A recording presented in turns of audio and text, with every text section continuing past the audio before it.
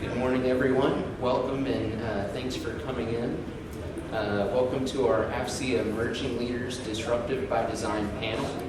My name is Parker Woods, and I'm the VP of Internal Operations with our Emerging Leaders Advisory Council, or ELAC. I'm also the moderator for today's discussion. A little bit about myself. I support NASA, currently in a program project management role, but with a technical background in cybersecurity engineering, having supported the Science Mission Director with some deep space network, different communications there, as well as with the Army Futures Command. A little bit about the Disruptive by Design panel. For those who may not know, AFCEA's emerging leaders are made up of our members who are aged 40 and under. I want to stress, though, that our panelists for this session are not here solely because of their age, yet they're here because of their expertise and experience in their fields, and they just happen to be under the age of 40. We appreciate your time and support for our panelists today. You're in for a great session, as our emerging leaders always have great perspectives on IT, AI, and cyber.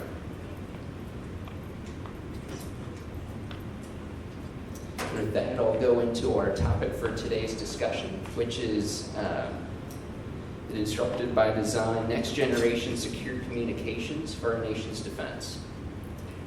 In today's complex battlespace, secure and reliable communication is fundamental to achieving mission success. This panel will explore the next generation of secure communication technologies and their applications within the Army. Panelists will discuss cutting-edge developments in areas such as software-defined radio frequency and optical communications, encryption methodologies with quantum resistance, and the role of drone and vehicle swarms. Additionally, the panel will address critical aspects of reliability through the lens of systems engineering, as well as strategies to counter adversarial tactics like jamming and intercepting. The learning objective of this panel is to gain a deeper understanding of the future of secure communications, encompassing both technological advancements and strategies for ensuring reliable and resilient communication in contested environments. With that, I'd like each of our panelists to introduce themselves, and we'll start with Yun if you want to turn your microphone on. Thanks. Hi, my name is Yun Zhou. My expertise is actually in software-defined networking. I've mostly been supporting the DoD as well as the Navy in their path to getting to SD-WAN for their transport, as well as automation and orchestration. Christian. Hey, I'm Christian Keebler, CEO of Southeastern Cyber.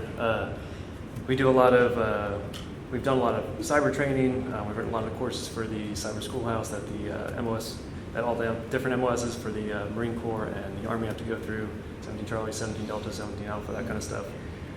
Currently we are taking a lot of things off of mainframes written in COBOL, transfer them to modern languages.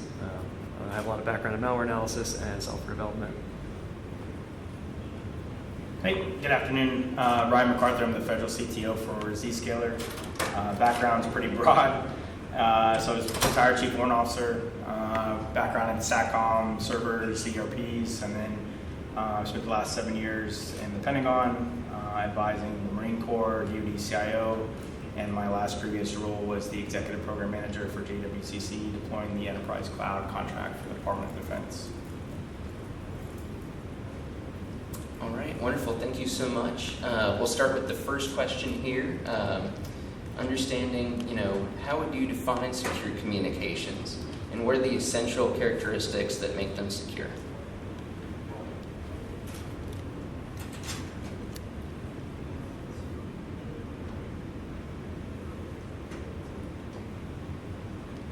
So when we talk about secure communications, we're mostly looking at, I think, confidentiality, integrity, and availability, as well as reliability and redundancy.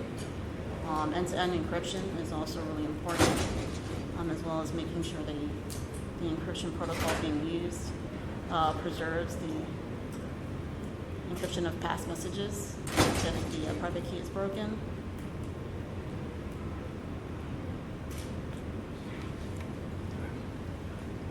Yeah, just to add to that, making sure that signals or whatever method of communication that's happening is actually, even if it's intercepted, can't be read, can't be modified, can't be hopefully completely removed from the communication apparatus, whether that be electromagnetic or mechanical or electronic, copper.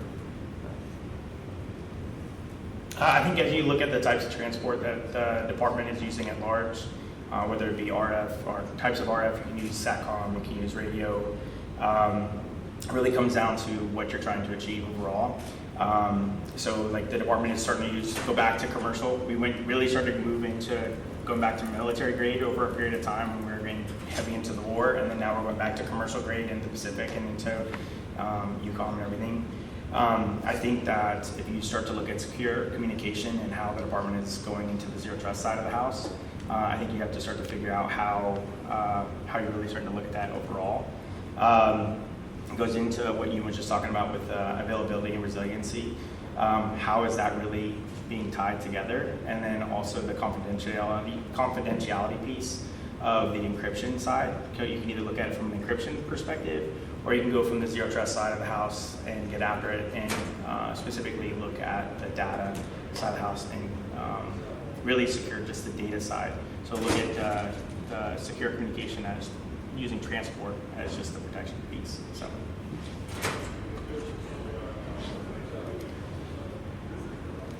All right. What trends are you seeing today that will support the effectiveness of software-defined radio in contested battlespace? So when we look at contested battle spaces, we're really talking about being able to effectively prevent jamming as well as interception and changing of the message that's meant to be received. So from the software-defined radio side, really the software is meant to control specific hardware pieces that are integrated that's able to quickly move to different bands and frequencies. So we're looking at things like high-speed frequency hopping as a way to kind of get away from being able to be jammed by using single frequencies, as well as different kind of AI/ML detection systems that detect jamming and then automatically oscillate between frequencies. In addition to that, we have to kind of look at the other side of the house. So anytime software enables us to better defend against these types of jamming technologies, it also works on the other side. So we've seen developments in adaptive jamming, where machine learning is able to detect what the frequency is being broadcasted on and target that specific frequency for jamming.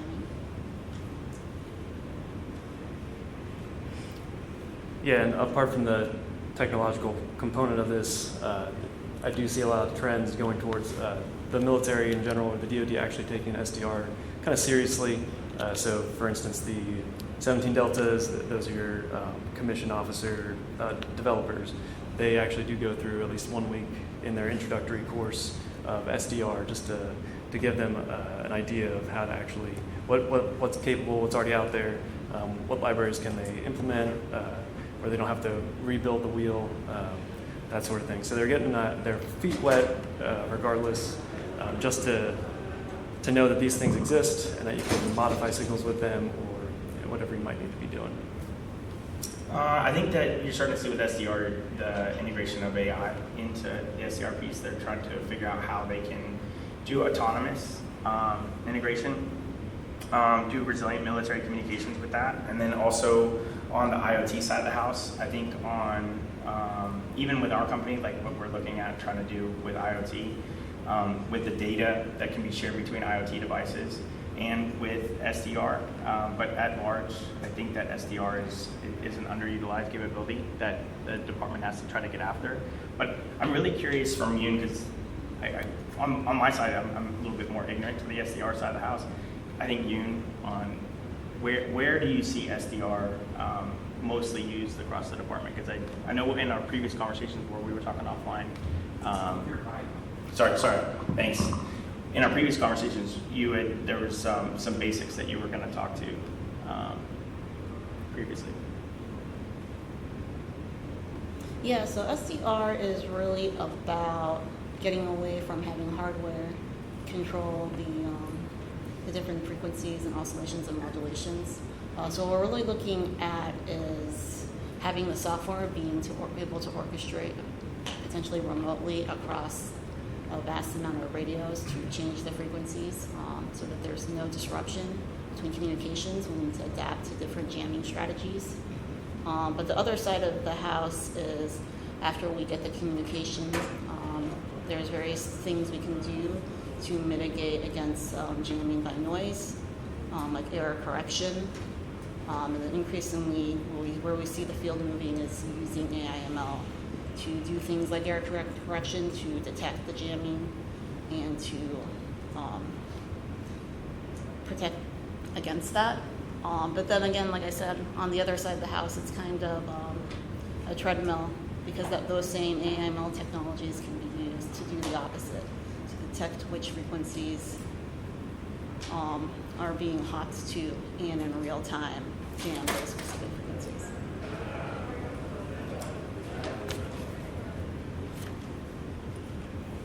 All right, moving on to our third question. What role does cloud currently play in next generation secure communication technologies, and how do you think it will evolve in the future? So I'll take this one first. So I think as you look at secure communications, and I go back to when I was like a sergeant, radio comms, like you started seeing radio comms come out. Originally, we went to IP-based, started moving to IP-based communications, and then everything's kind of advanced over the years. Cloud-based communications is really just starting to come into its own. You look at what the department's moving into Joe, you look at what the department's moving out. Everything's kind of going out to the operational edge at large. So scalability is going to be key across the department and how we get capabilities totally. And then the functionality that we're trying to achieve across the board. If you look at what JWCC's been able to achieve just in the last year and a half, the department has been able to invest, I think, over $1 billion just in the last year.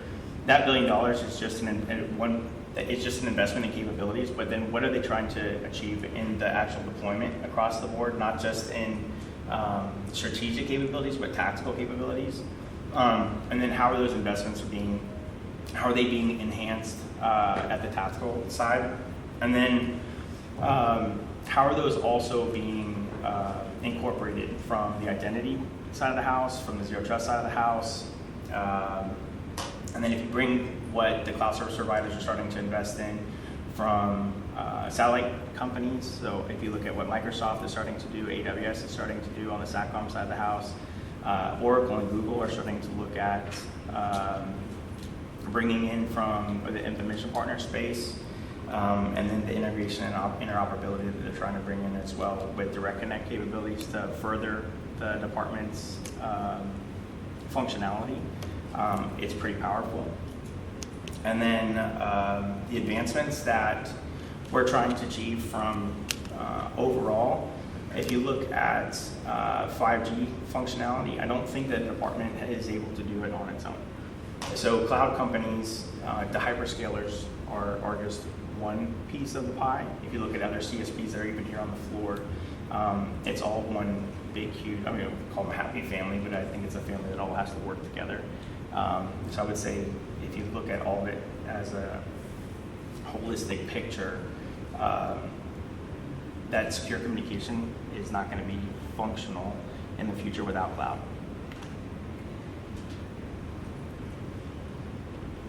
Yeah, so it's definitely a piece. I mean, you can't manage banks of GPUs or whatever you're trying to do, and you can't manage all of these different virtualized applications that you have running across your infrastructure without cloud, of course. As far as its role in next generation comms, I mean, if we're talking about contested battle spaces, at best it's going to be hybrid. You're not going to have, we're not going to set up, well, I hope maybe we will now that I'm saying it, set up, an OpenStack cluster with a ton of like power banks or something in the back of the C5. Maybe we will now that I said it though. So in a contested battle space, we're just trying to, so if we take the Pacific, kind of jumping ahead a little bit, but if we take like a future conflict in the Pacific, we're not going to have tons of server farms and stuff like that floating in the ocean that are close by with fast enough reaction time to allow for AI to actually control the SDR functionality that we talked about, to actually do the frequency hopping or whatever kind of different things that we might want to be doing. There's new antennas that you can actually change the way that they, on the fly, what frequencies they're responsive to. So this is like it looks like a little glass bulb. I can't remember exactly what it's called, but it's something atomic transmitter or receiver. I can't remember. But essentially, using those in conjunction with banks of GPUs and all these kind of things that you might need, you can use AI to actually to manage your electromagnetic spectrum in that area. So you can actually jump ahead, do these things that you need to do with receivers on smaller UAVs, or if we're going to talk about swarms, that kind of thing. So that when the Chinese do eventually try to intercept, jam, whatever they're going to do to communication networks, which of course are going to be targeting all those different things that make the F-35s and all the other different systems talk to each other. It's going to have to reach back to some kind of decision maker. And if we're doing it quickly and on the fly, it's going to be some kind of AI, some GPU bank. So yeah, definitely a hybrid kind of look there. Yeah, I think I see the role of cloud in the SDR technology as more of doing the care and feeding and enabling kind of the ZTA infrastructure if you connect back to a transport. So verifying identities, being able to keep vulnerabilities patched and up to date, and making sure that any of the radios that are connecting to like a backhaul transport are compliant with security protocols. Wonderful. All right, I know this was a discussion that a number of us had here, that I think an exciting question. What are examples of use cases that in your experience demonstrate the future direction of secure communications? I think this is a pretty open-ended question that will generate a lot of ideas, hopefully, regarding secure comms. Thoughts? Yeah, so we just talked a little bit about the Pacific Theater. I think that's probably the most, if that does happen soon, that's probably the best place to kind of set the stage for a contested battle space, because that is our closest near peer. They have a lot of things. You can look at a lot of different unclassified reports from different universities, think tanks, that kind of thing, where they look at satellite images and they show you what EW batteries are sitting where, what capabilities you can see just from visual identification from satellites. There's going to be a lot of contested airspace up there. It's going to be a naval and an air-based fight. Of course,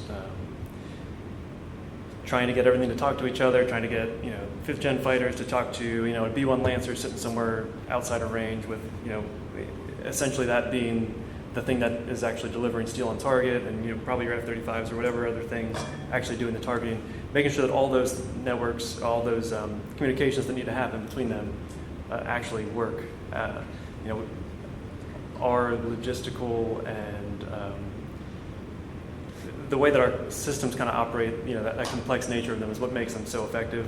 But if they're disturbed and they can't communicate and send data back and forth, targeting data or whatever it might be, that doesn't really matter if they're up there and they can't get shot down, or if they're up there and they're being ignored because they have no capability to send out targeting data, or if they're intercepting comms or whatever it might be. So yeah, integrating a lot of the different technologies that are coming about right now. So again, integrating SDR with AI, that's a big thing. Line of sight is a big thing. So if there's different tech that's coming out right now that's in the DARPA space, that's just straight line of sight communication. So a lot of different things that we'll have to integrate just to make sure that all of our weapon systems actually work and either create that deterrent or create that effect if something does kick off.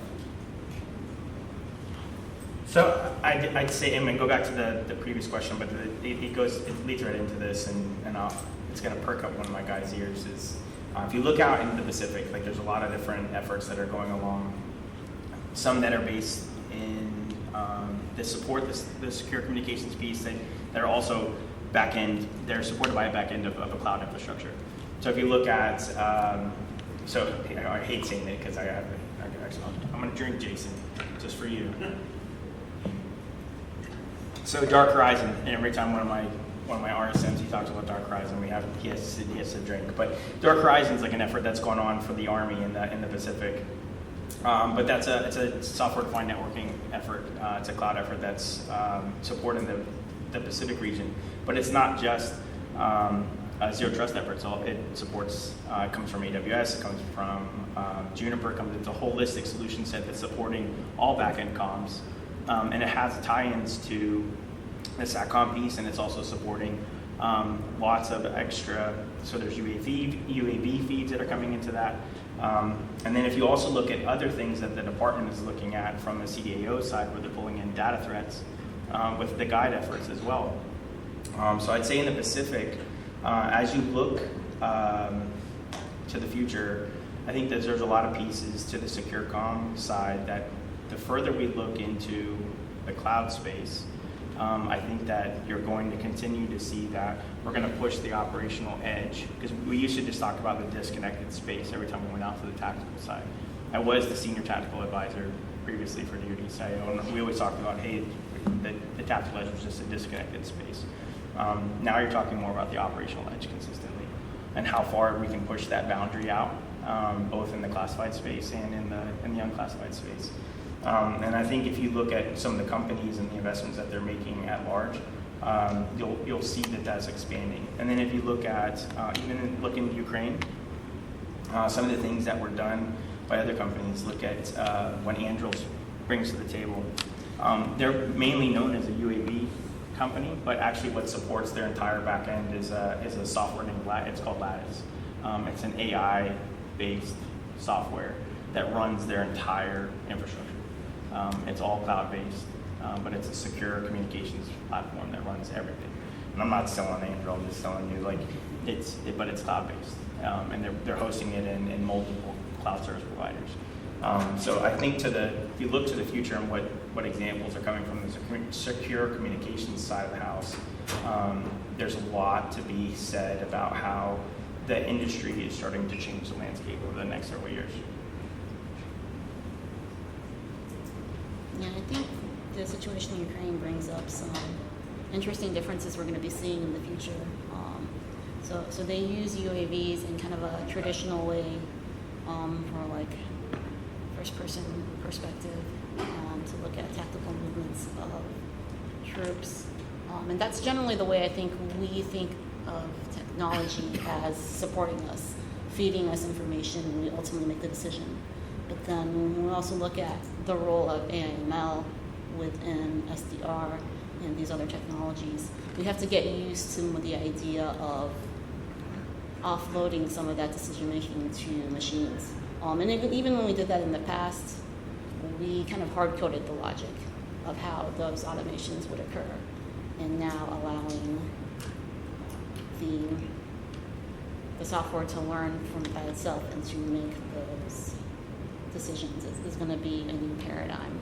And as we are looking at that, I think we should be expecting more machine-to-machine interaction and their vulnerabilities that could come up when we look at that. And if we're not receiving that information, that feed firsthand, the more processing it goes through, the less likely we'll be able to detect if something in the middle is tampered with. So those are all things that we have to consider on the security side as we're moving towards the future.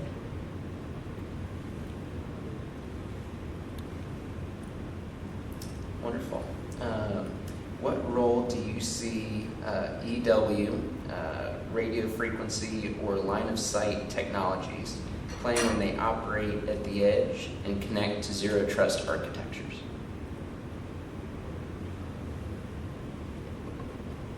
Yeah, from my perspective, I think of zero trust architectures enhancing the secure communications that RF provides. So there have been some enhancements where they're using AIML to detect specific hardware differences between radios, and use that as a signature to profile whether or not a radio should be able to join in communications.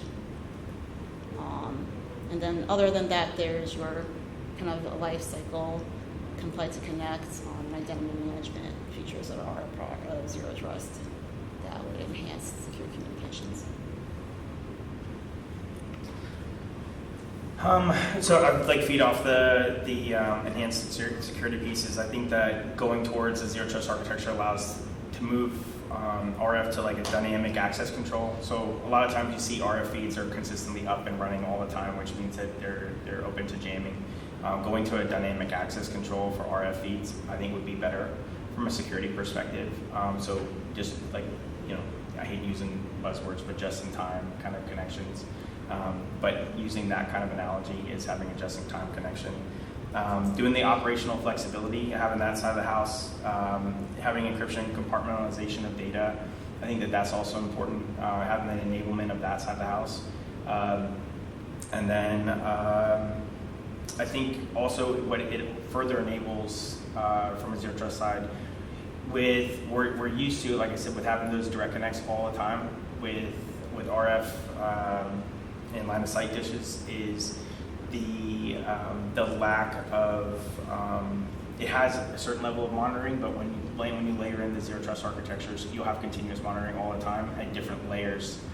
Versus just, I used to sit in a SATCOM shop where you're just kind of sitting there watching the spec Annie all the time. I'm an old school guy. But on Bruce didn't laugh.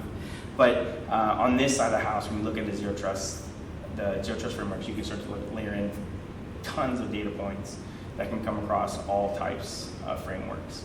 So I would say from that perspective, you can start to draw all types of layers of security.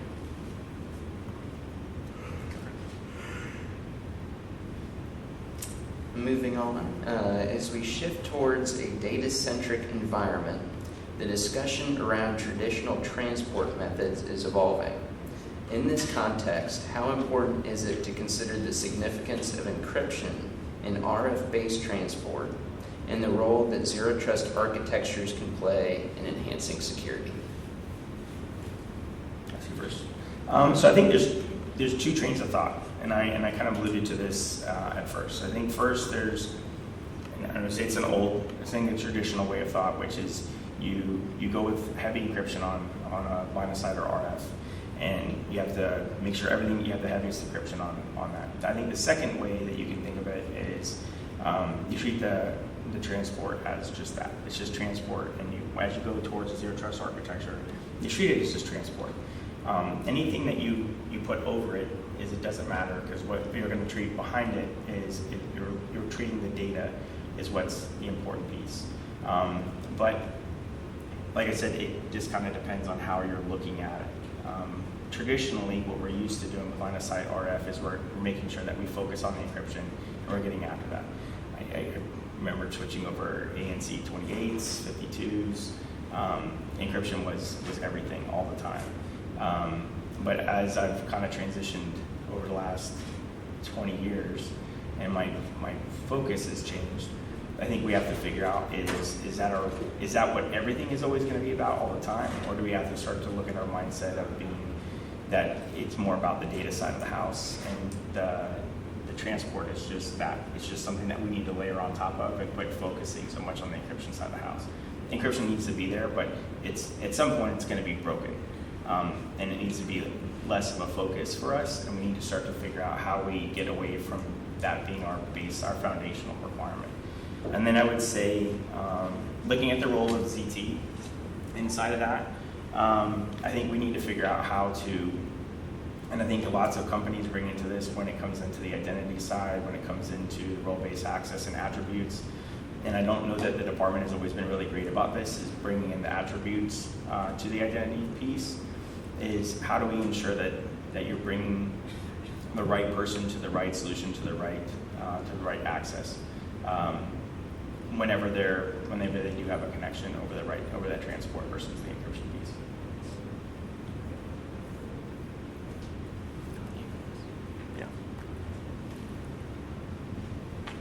think from an encryption perspective, we still need to have it in certain situations when we need to look at, because it's another thing that's a kind of a treadmill, where as we're looking at quantum coming up, having to change the algorithms all the time, it's going to become really tedious. There are other developments currently in the field that can kind of play around in making the communications more secure, even with a weaker encryption. So I know they've explored targeted jamming via UAV in Ukraine, as well as a way to intercept and change messages. So I think looking at those different methodologies in terms of deceiving rather than just locking down communication is another way that we would need to tackle this in the future, especially with AML being able to adapt rapidly to situations. Wonderful. What are the functions that our adversaries will use as countermeasures that will test our secure communication abilities? Oh yeah, so lots of interception, lots of, and talking about the electromagnetic spectrum right now, lots of interception, lots of jamming, that kind of thing. I mean, when you talk about EW stuff, you run into the issue of power and actual, what part of the spectrum can you hit, how much power do you have, how far can you project that to block things. And then also when you're doing that, you're kind of making yourself a target for different types of weapon platforms that the U.S. can send against you that specifically target radar, stuff like that. So it comes with risk that kind of stuff's going to happen. They're going to do all the things that they can in the electromagnetic spectrum, that kind of space. They're going to try to do things in the atmosphere, so actually in orbit, whatever they can. They'll bump satellites, whatever kind of thing that they're trying to do up there as well. And at the same time, they're going to try to hit us with cyber, just to whatever cyber effects, whatever things that they're inside of, whatever bugs they might have implanted in some devices or whatever it might be. They're going to try to disrupt, and when they can't disrupt, or rather, they're going to probably try to intercept first, and when they can't intercept and change, or intercept and then maneuver, they're just going to try to disrupt that communications, that our weapon systems can't talk to each other and can't do the things that they need to do, and that all the people that are making decisions can't actually share all their information and make good decisions. Yeah, so two things on this topic.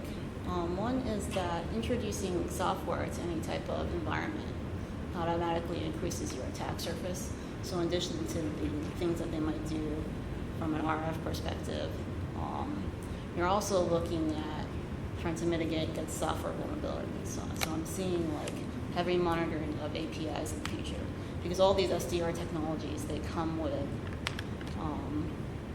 that increased user interface that is an increased attack surface.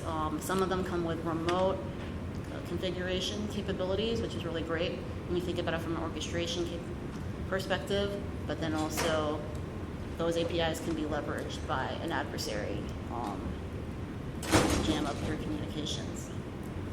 So then the other thing I kind of want to focus on is I think that the target is going to be more focused on trying to trick the AIML itself, trying to introduce data and patterns that will cause unexpected things to occur. So while we are trying to get used to handling kind of these decision-making aspects of what we do manually today to AIML, that's definitely something we have to look like. It's kind of similar to phishing and targeting human beings. I see the AIML piece actually being the weakest part, and there being some interesting hallucinations and things coming forward. That's another increased attack surface.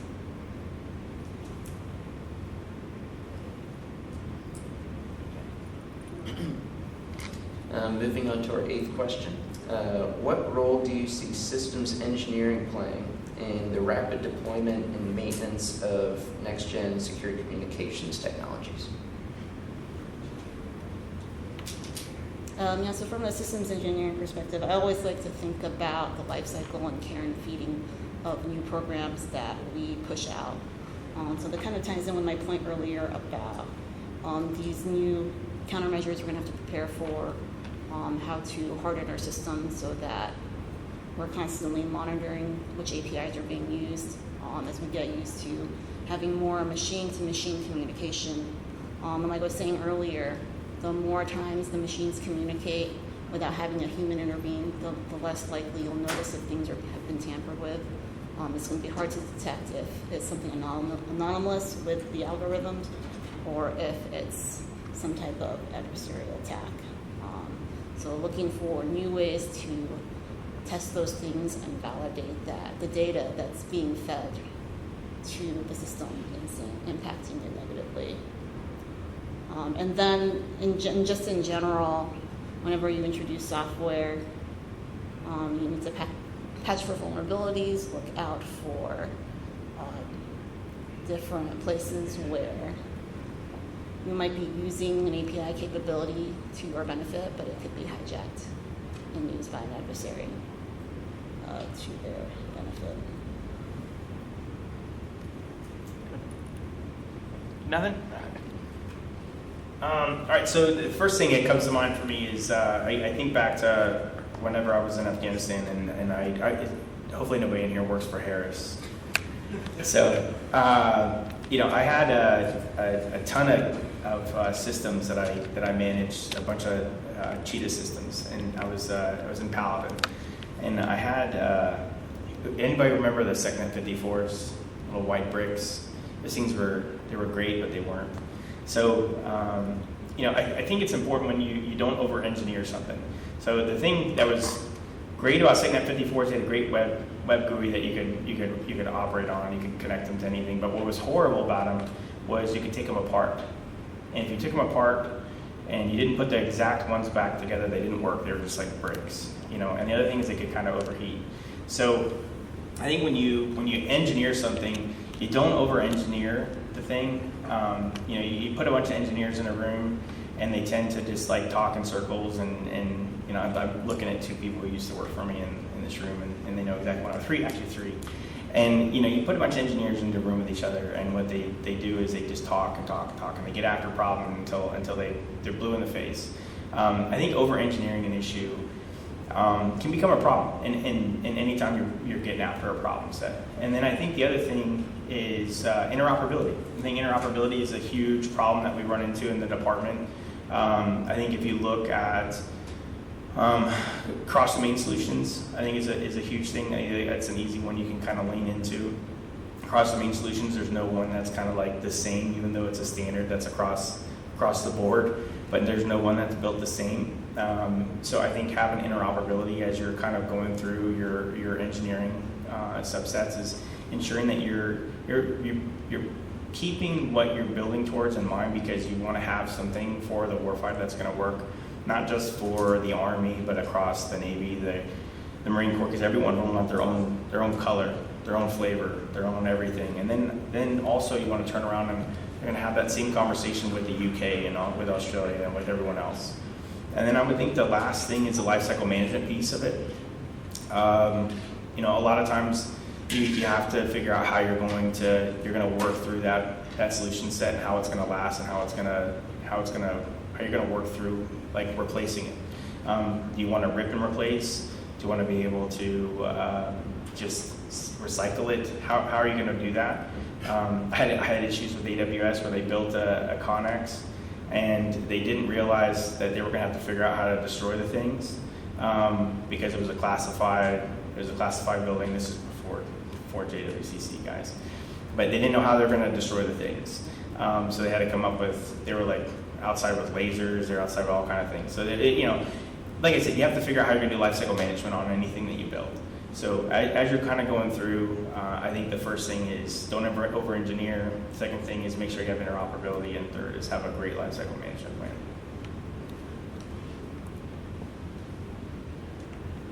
All right, moving on to our last question, and one that I think there will be a lot of discussion about.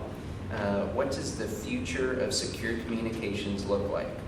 In other words, describe the future technologies, tactics, and strategies that would be leveraged to provide the most effective secure communications in the next 10 to 20 years.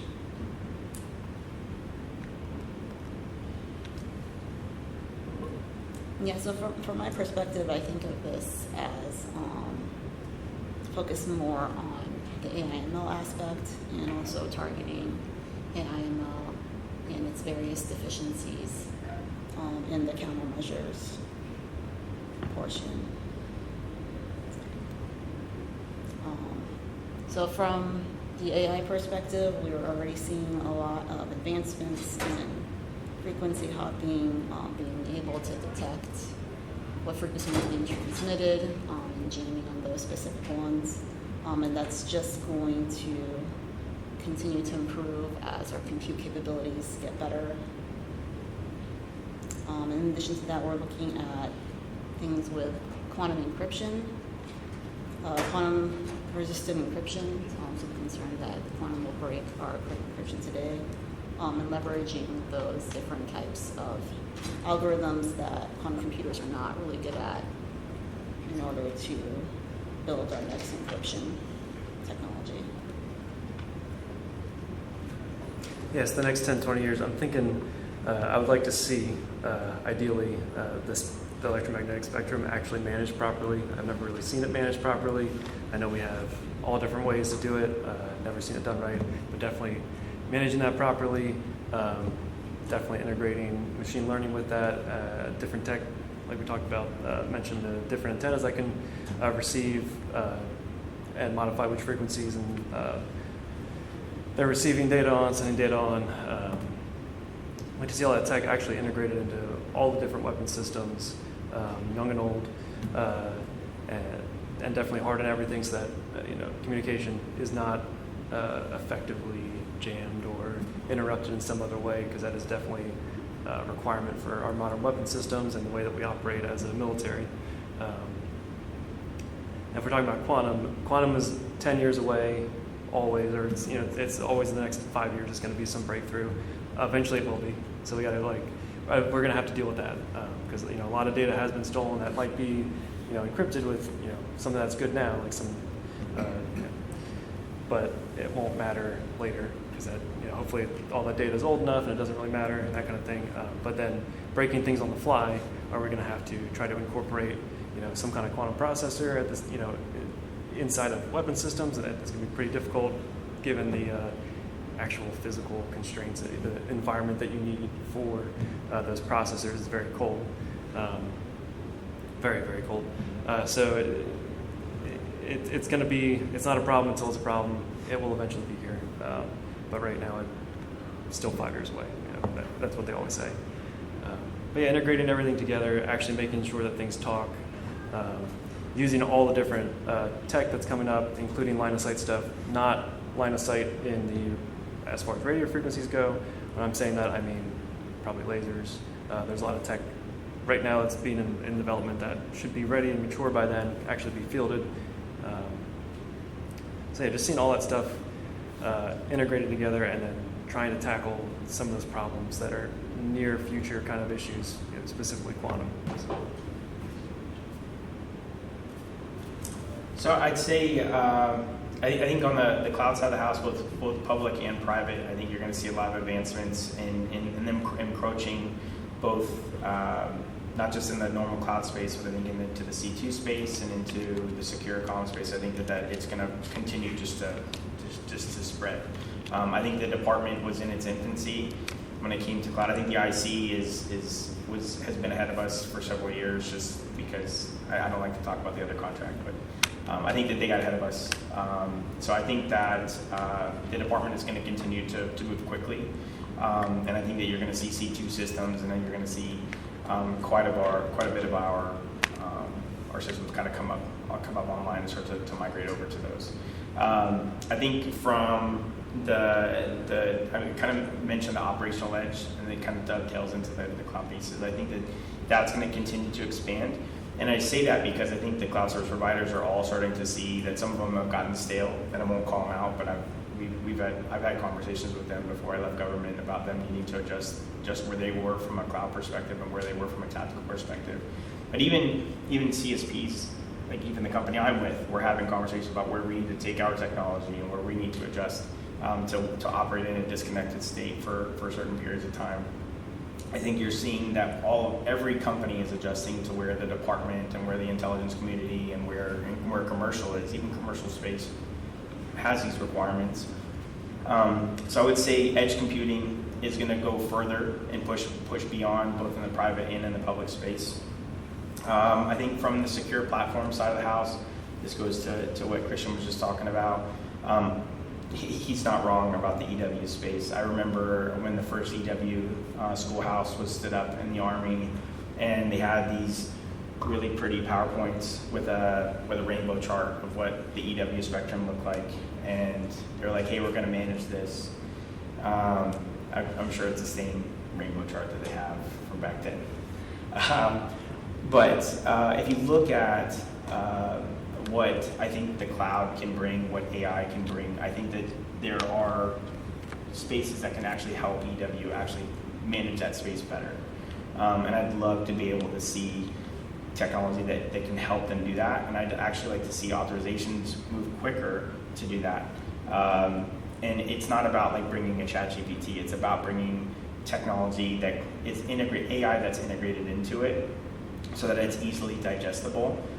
It's not eating a whole car, it's just taking a bite of an apple pieces at a time.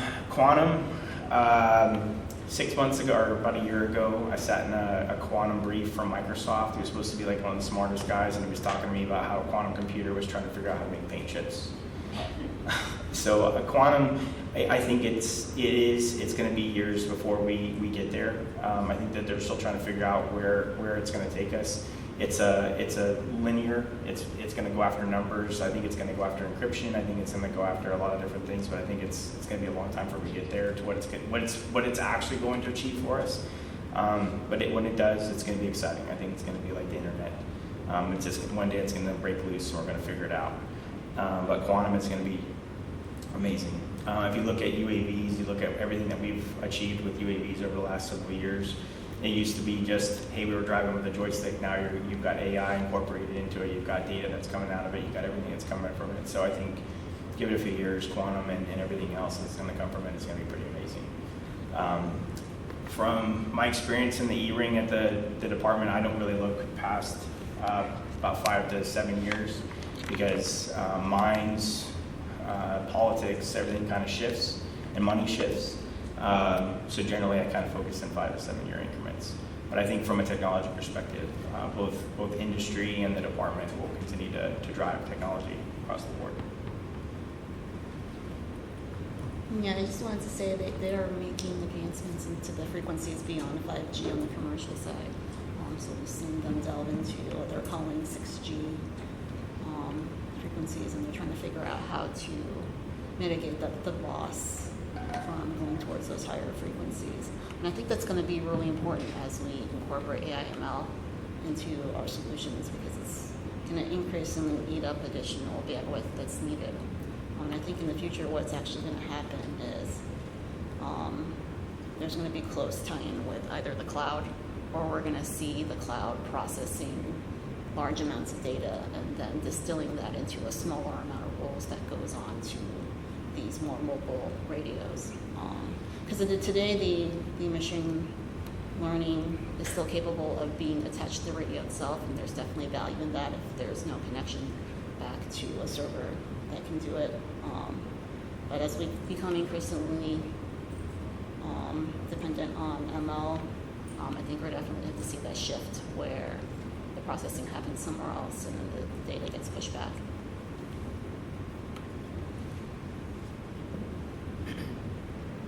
All right, that concludes some of the questions that we have for today's panel, and now we'll open it up from questions from you all for a Q&A session. So feel free to just raise your hand and I'll call on you, and we'll get through. Thanks.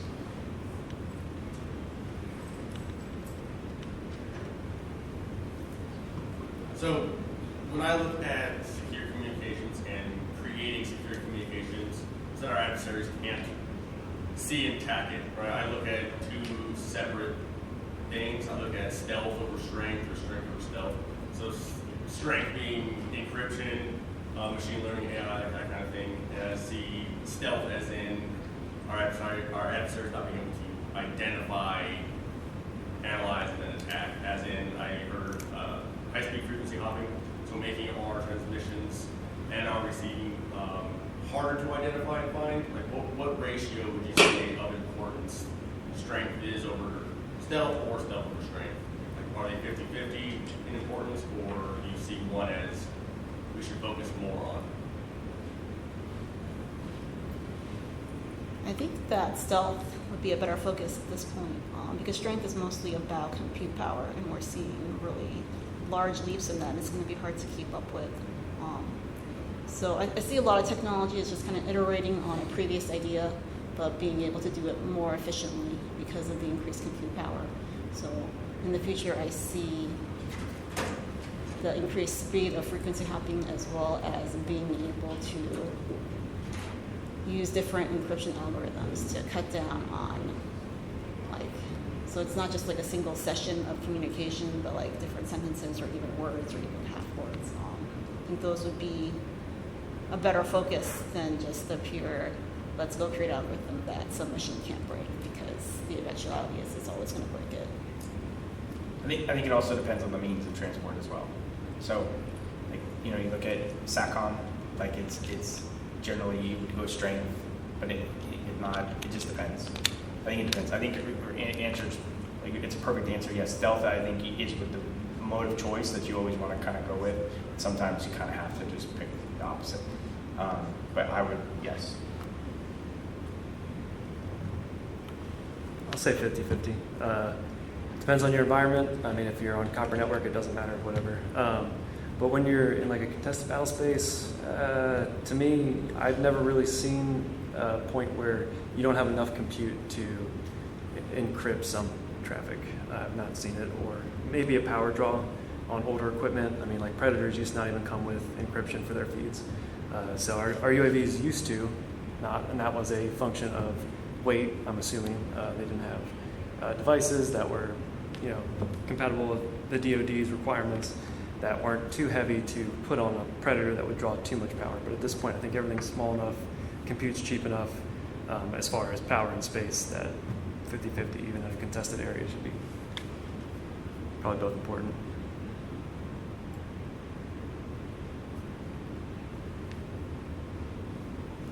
Any other questions? Otherwise, I might call in some of Ryan's buddies there that supported him before. You never know. No. No.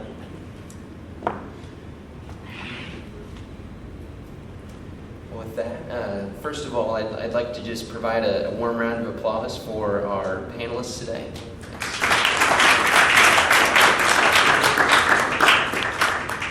And so thank you, Yun, Ryan, and Christian, for your very insightful discussion and from the perspectives that you shared.